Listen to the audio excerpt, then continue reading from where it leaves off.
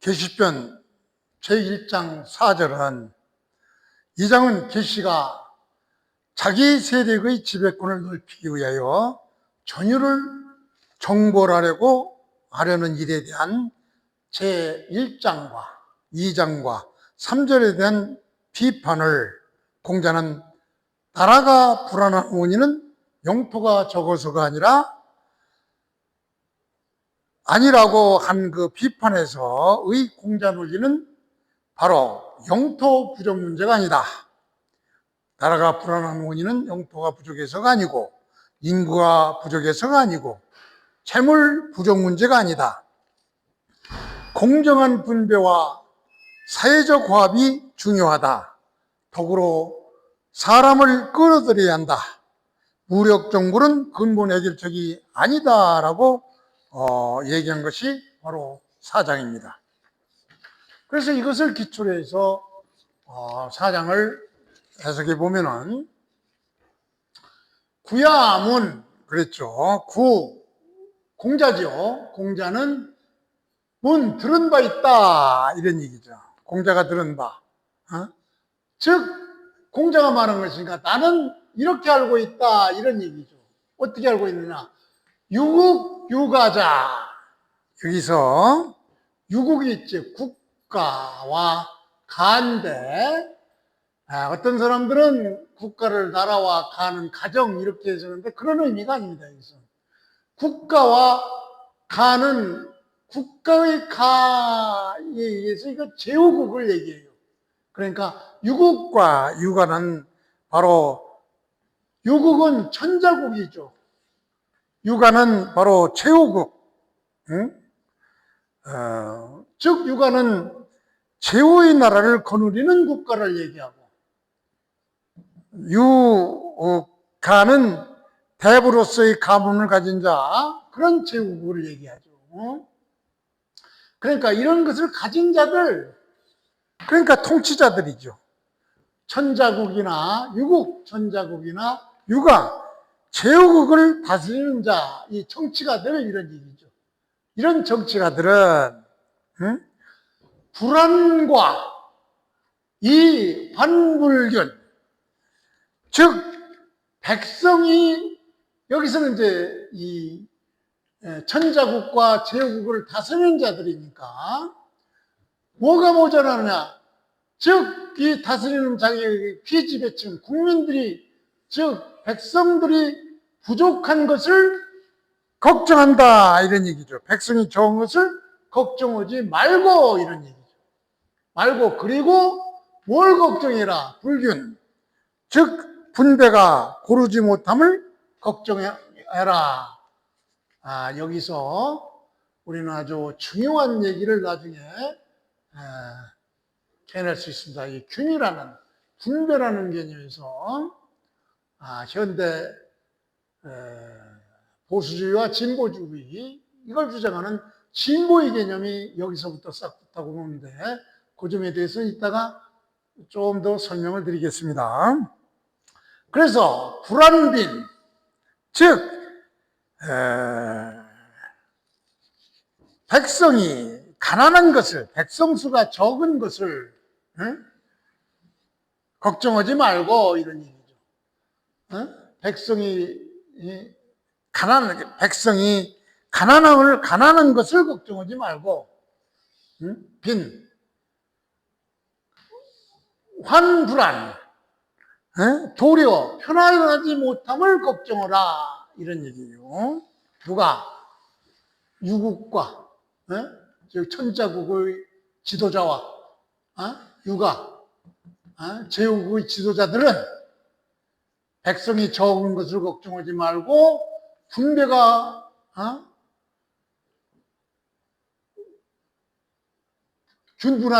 분배가 고르지 못한 것을 걱정하라. 가난을 걱정하지 말고 편안하지 못함을 걱정하라. 이런 얘기죠. 그래서 개균, 이게 대체로 이런 얘기죠. 대체로 덮을 개니까 대개 대체로 균 굉장히 중요한 얘기가 나오죠.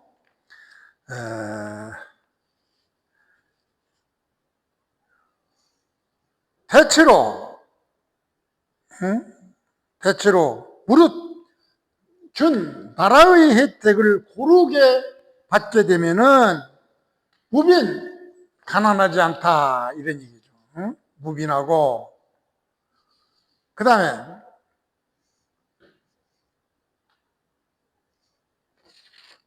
화합하면은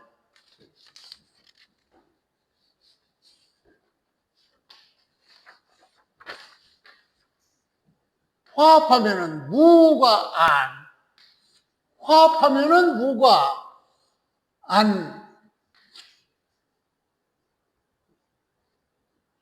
여기서 화합이라는 것은 바로 상과 화, 즉 인군과 그 밑에 있는 신하들, 자와 신하들 사이, 이 상하와 좌우가 모든 사람들이 화목하면은 무과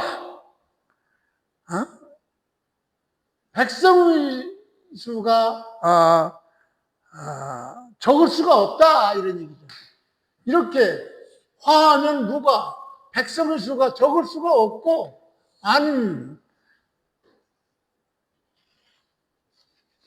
즉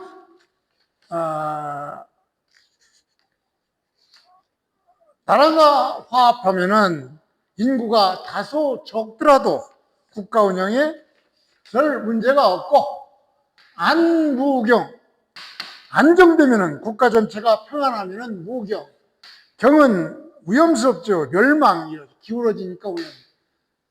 국가가 편안하면은 국가가 망할 이유가 없다 이런 얘기죠.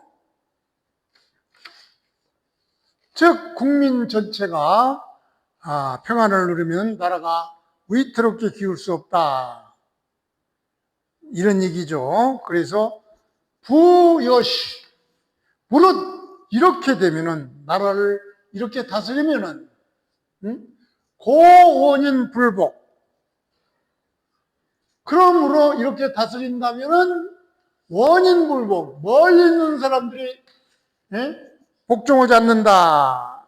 먼 지방 사람들이 복종하지 않는다. 이런 의미는 조금 확대해서는 꼭 지역적인 것만 먼 게 아니라 지금 통치자와 거리가 먼 사람들, 즉 나라의 왕실이나 통치계급과 거리가 먼 사람들 있죠. 지금으로 말하면 여당과 거리가 먼 야당 이걸 합치는 그런 사람들 전부를 말하죠. 내 편뿐만 아니라 상대편 이것들을 전부 이것들이 불복하지 않으면 이런 얘기죠. 즉 먼 나라 사람들 그 속에는 바로 왕실과 통치계급과 거리가 먼 사람을 포함해서 이렇게 거리가 먼 사람들이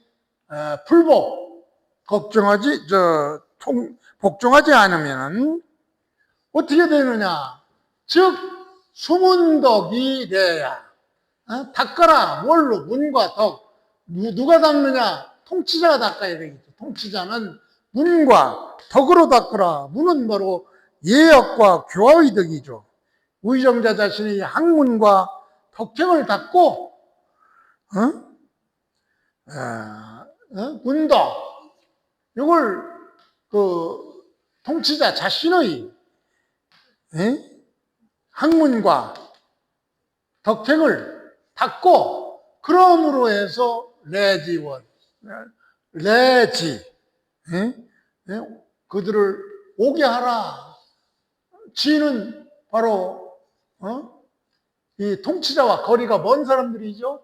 즉 물리적으로 거리가 멀고 그리고 과학적으로는 바로 자기와 반대편인 사람들, 자기와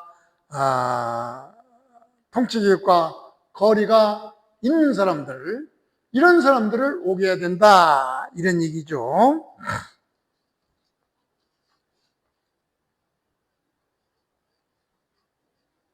그래서 그리고 길에 이미 와 있는 사람들은 안정시켜라. 이미 온 사람들에게는 편안하게 해주면, 즉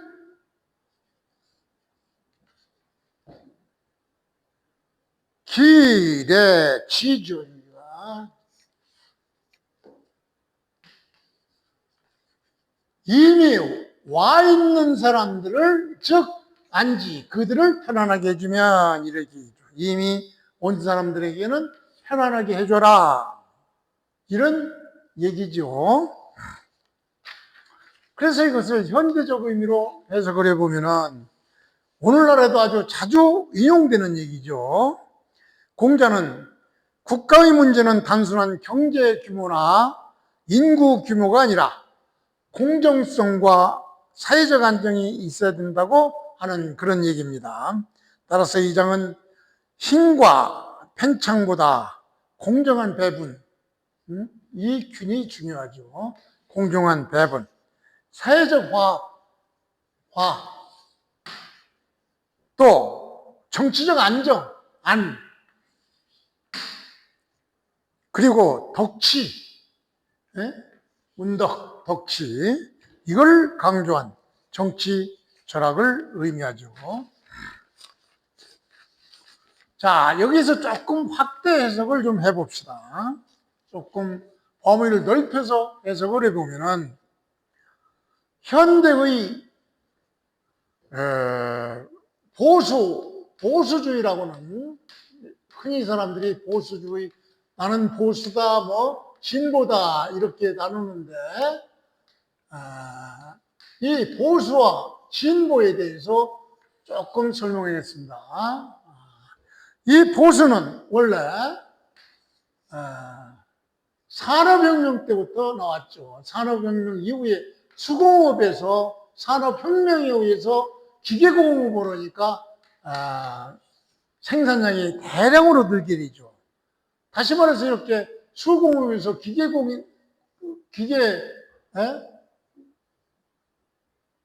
기계로 생산되는 대량 생산은 바로 어디에서 열리냐? 시장에 자유를 주니까 서로 경쟁하면서, 경쟁을 촉진하면서 될 수 있으면 많이 질 좋은 것을 생산하려고 서로 노력을 하게 되죠. 그래서 생산이 확대되고, 그리고 성장이 되죠. 경제 성장이 되죠. 그래서 이러한 것들을 지키자고 하는 것이 보수주의 탄생이, 여기서부터 보수주의가 탄생이 되는데, 이렇게 기계에 의해서 대량으로 이렇게 생산되다 보니까 이 자유는 바로 여기서 약자와 강자가 나타나게 되죠. 아무 규제가 없을 때는 여기서는 머리가 똑똑하고 훌륭한 사람들은 많이 생산하고, 그렇지 못하는 사람은 도태되죠. 따라서 여기서 자유만 주어지면 어떤 문제가 생기느냐, 바로 빈익빈 부익부, 불균형이 생기죠. 부자들은 엄청 부자인데 가난한 사람들은 또 엄청 가난하게 되는, 이것을 방지하기 위해 나온 것이 바로 진보지요. 이게 바로 진보 사상인데,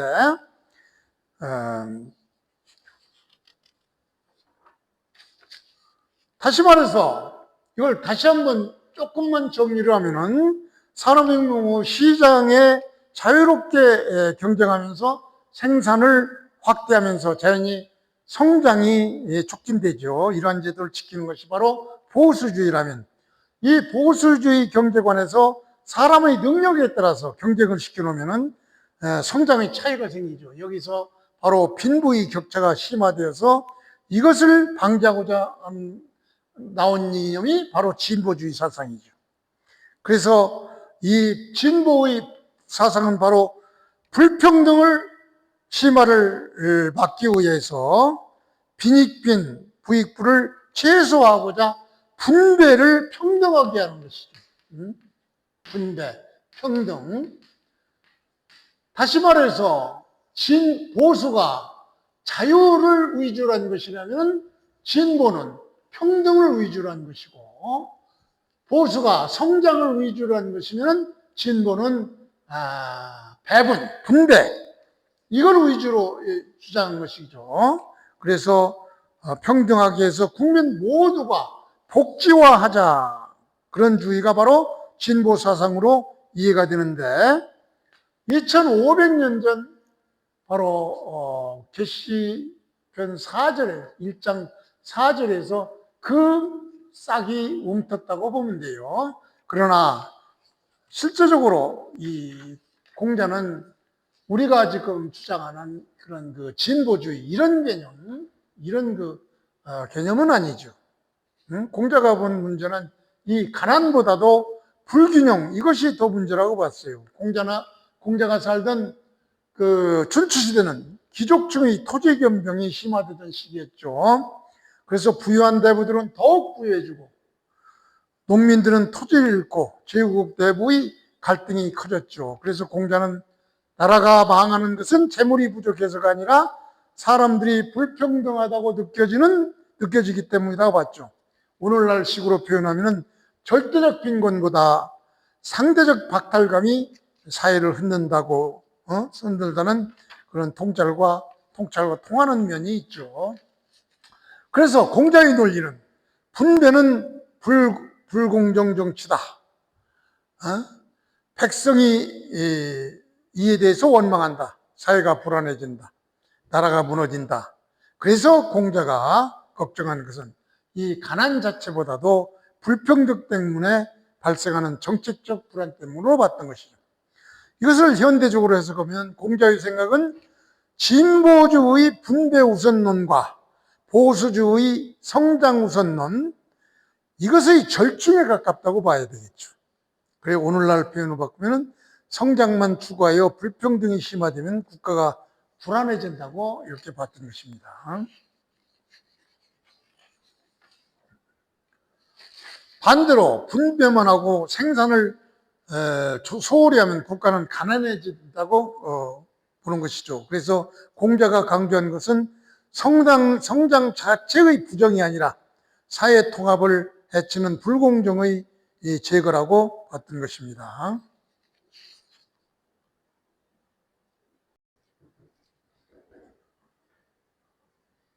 계시편 1장의 마지막 절 5절입니다. 이 5절은 공자의 정치적 통찰에 관한 그런 장입니다.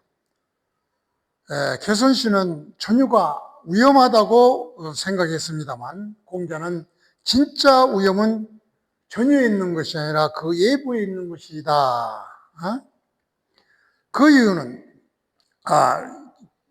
진짜 위험은 예부에 있는 것이 아니라 그 예부가 있는 것이 아니다. 그 이유는 노나라 내부가 이미 군신관계가 무너지고 사만의 권력을 독점하고 국정이 분열되어 있기 때문에, 즉 예부의 작은 나라 전유보다도 내부 권력 투쟁이 더 위험하다, 이렇게 본 것이 계시편 1장의 마지막 장 5절입니다. 자, 이걸 전제로 해서 본문을 보죠. 지금 이런 얘기죠. 지금 부사죠. 유여구, 여는 and죠. 그리고 유와 부, 즉 차로와 염유는 부자죠. 개선씨를 보좌하면서, 이런 얘기죠. 이 계자인을 보좌하면서 누가 염유와 차로가 개선씨를 보좌하면서 원인 불복 이불능내야. 그러니까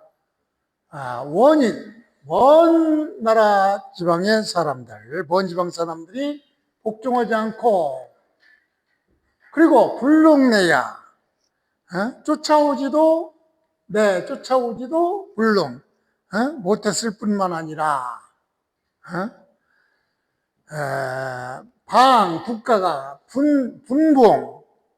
분봉은 바로 갈라지고 무너지죠. 나누다. 무너지다. 갈라지고 무너지고.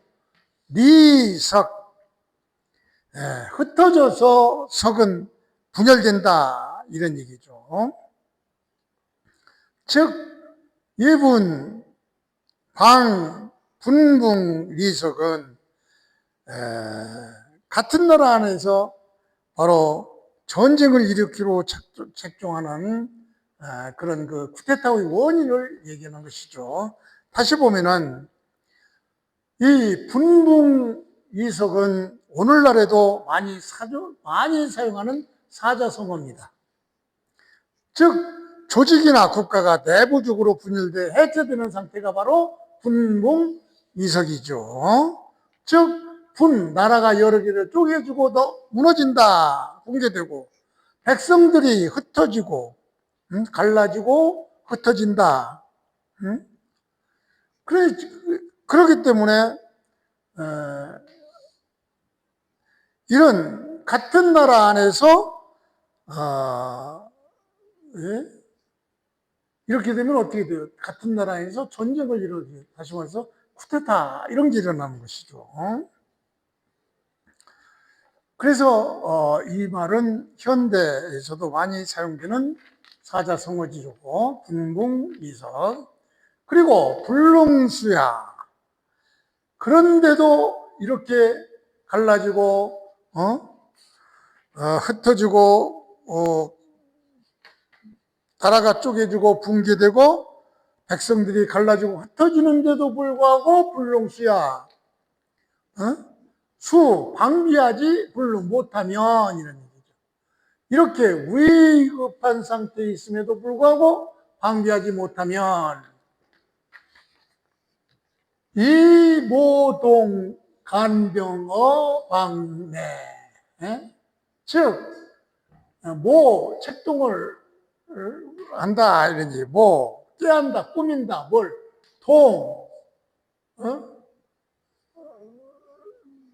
일으키다 이래. 전쟁을 일으키다.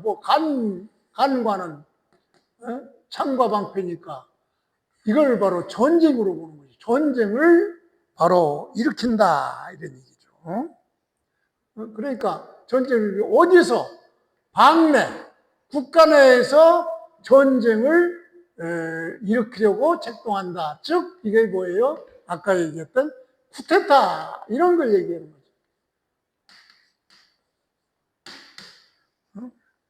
즉 멀쩡한 자기 국가 그 전유를 침범하려고 하는 것은 바로 공자는 쿠데타라 이런 걸로 봤죠. 정유 비판을, 정유 전보를 일으키는 건 국내에서 전쟁을 책동한다. 그러니까 정유는 노나라 땅인데 노나라 땅 안에서 그 나라를 침범하는 것은 바로 쿠데타나 마찬가지다 이렇게 보는 것이죠. 그래서 공자는 걱정하는데 뭘 걱정하느냐? 이 뒷얘기들 전부 걱정하죠. 즉 개선가의 걱정, 이거를 공포스러워하는데, 두려워하는데, 개선가의 걱정이란 뭐냐? 부재,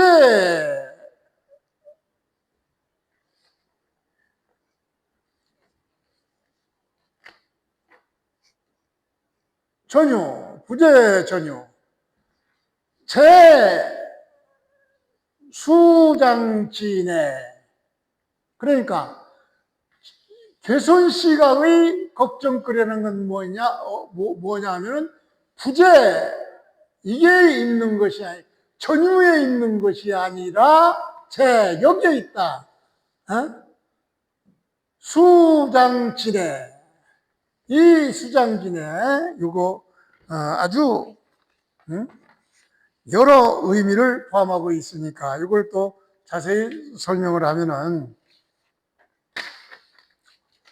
원래 수장진에는 수장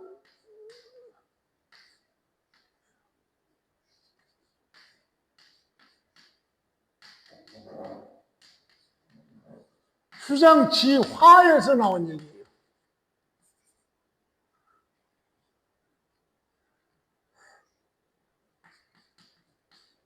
수장지화. 무슨 얘기냐? 수장지라는 것은 바로 궁중 한쪽에 설치한 가름막을 얘기해요. 수장을. 응? 장은 병풍이죠. 다시 말해서 은밀하게 정세를 논의하는 그런 방안. 그 화. 그러니까 이 자기 편끼리에서의 어떤 분쟁. 비유적으로 표현하면 바로 집안 내부 조직에서 즉 수장지화라는 것은 바로 외부의 적이 아니라 내부의 분열 때문에 생기는 화라, 이렇게 표현을 하는 것이죠. 그래서 이 전유라는 외부적인 이런 것에 개선시의 걱정거리가 있는 것이 아니라 바로 내부, 집안 내부 조직 내부에서의 권력투쟁, 이런 거에 있다. 이런 것을 공자는 더 두려워하는 것이죠.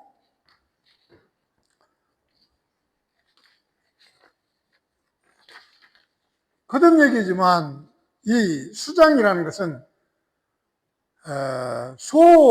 소장, 요 소장, 이거는 바로 궁중 안쪽에 설치한 가림막을 얘기하죠. 장은 장막을 얘기하니까 이런 소장은 바로 대문 안쪽의 병풍 모양의 가름막을 얘기하니까 바로 고대 중국 궁궐이나 대부의 집에는 문을 열면 바로 안이 보이지 않도록 이건 벽을 세워놓는 것이 바로 소장이에요. 그러니까 소장지내라는 것은 바로 집안이나 궁중 내부, 자기 세력 내부를 비유한 것으로서 소장지화는 바로 집안에서 일어나는 화, 내부의 반란, 내부 분열을 뜻하는 것을 얘기하죠.